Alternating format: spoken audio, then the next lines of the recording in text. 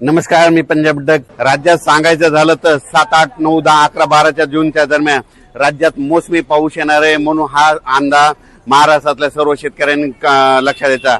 आजच्या कंप्लीट आज आहे 28 मे 2026।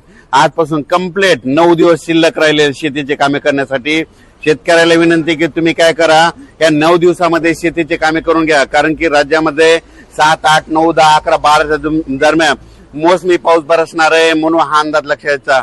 आणि सर्वप्रथम सांगू इच्छितो की राज्यामध्ये सांगायचं झालं तर की हे जे मोसमी पाऊस आहे तर खरं तर पहिलं तर काय होणार आहे, 31 मे पासूनच 31 मे 1, 2, 3, 4, 5 जूनच्या दरम्यान मध्ये पूर्व विदर्भ, काही भागात पश्चिम विदर्भ, दक्षिण महाराष्ट्र, उत्तर महाराष्ट्र, कोकणपट्टी, खानदेश, मराठवाडा सगळीकडे काय होणार आहे, काही भागामध्ये 1 जूनला येईल, काही भागात 2 ला, काही 3 ला, काही 4, 5, 6, 6 जून पर्यंत दररोज वेगवेगळ्या भागात चांगला जोराचा पाऊस पडणार आहे, म्हणून हा अंदाज महाराष्ट्रातल्या शेतकऱ्यांना लक्षात यायचा।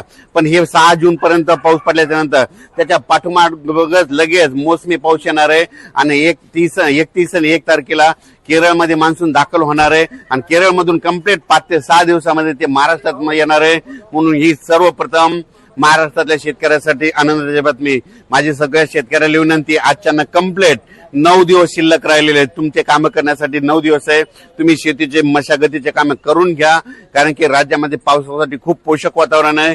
इतकं वातावरण असं कधीच पोषक नसतं, पण काय झालं, यावर्षी उन्हाची तीव्रता जास्त असल्यामुळे यावर्षी खूप पोषक वातावरण तयार झालं। आणि यावर्षी सगळ्यात महत्वाचं यावर्षी लवकर पेरणीचा योग आहे, मिरगी पेर होणार आहे।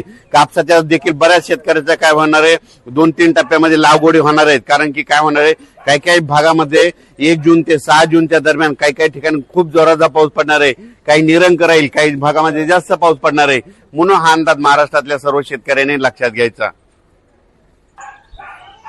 तेलंगणा, कर्नाटक आणि मध्य प्रदेशच्या शेतकऱ्याला सांगू इच्छितो की तुमच्या इकडे देखील काय होणार आहे की यावर्षी लवकरच पाऊस येणार आहे। खरं तर तेलंगणा आणि कर्नाटकमध्ये यावर्षी लवकर पाऊस येणार आहे, म्हणून हा अंदाज तेलंगणातल्या सर्व शेतकऱ्यांनी लक्षात घ्यायचा।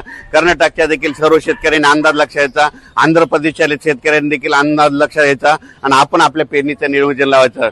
सांगायचं झालं तर यावर्षी सगळ्यात महत्वाचं म्हणजे एवढं पोषक वातावरण कधीच नसतं, पण यावर्षी सगळ्यात चांगलं वातावरण आहे।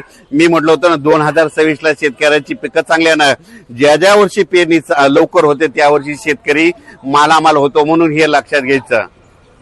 शेतकऱ्याला एक सांगू इच्छितो की यावर्षी देखील काय होणार आहे, ज्यांनी जर गडबड केली तर त्यांच्या काय होणार, 3 म्हणजे लवकर पेरणी होतील, मध्ये 7, 8, 9 ते मध्ये 15 पर्यंत काही जणांच्या पेरण्या होतील। त्याच्यानंतर काय होईल, 17, 18, 19च्या दरम्यान एक पाऊस येईल, त्याच्यामध्ये काय जाण्याचे होते।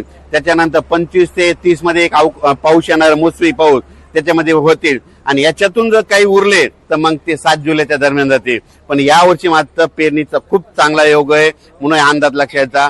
उत्तर महाराष्ट्रात देखील काय होणार आहे, 1, 2, 3च्या दरम्यान चांगला पूर्व मोसमी, खरं तर ते मोसमी पाऊसच असतो, म्हणून हे अंदाज लक्षात घ्यायचा।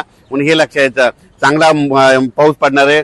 पण परिस्थिती अशी आहे की 7 जून नंतर जे पाऊस यायला ते पाठीमागून मोसमी पाऊस आहे, म्हणून ही सर्वप्रथम शेतकऱ्यासाठी आनंदाची बातमी। उत्तर महाराष्ट्रातल्या शेतकऱ्याच्या आनंदाची बातमी, घाटमाता कोकण परिसरातल्या शेतकऱ्यासाठी आनंदाची बातमी, त्याच्यानंतर विदर्भातल्या शेतकऱ्याची खास करून आनंदाची बातमी। यावर्षी लवकर पेरणीचे योग आहे। यावर्षी 7, 8 जून 10, 11, 12 दरम्यान राज्यात चांगला मोसमी पाऊस येणार आहे, म्हणून हे अंदाज लक्षात घ्यायचा। पण हे मोसमी पाऊस येण्याच्या अगोदरच 31, 1, 2, 3, 4, 5, 6 जून पर्यंत दररोज महाराष्ट्रातल्या वेगवेगळ्या भागामध्ये विदर्भ, पूर्व विदर्भ, पश्चिम विदर्भ, दक्षिण महाराष्ट्र, उत्तर महाराष्ट्र, कोकणपट्टी, खानदेश दररोज वेगवेगळ्या भागात विखुरलेल्या स्वरूपाचा पाऊस पडणार आहे, म्हणून हा अंदाज सर्व शेतकऱ्यांनी लक्षात घ्यायचा। अचानक वातावरण बदल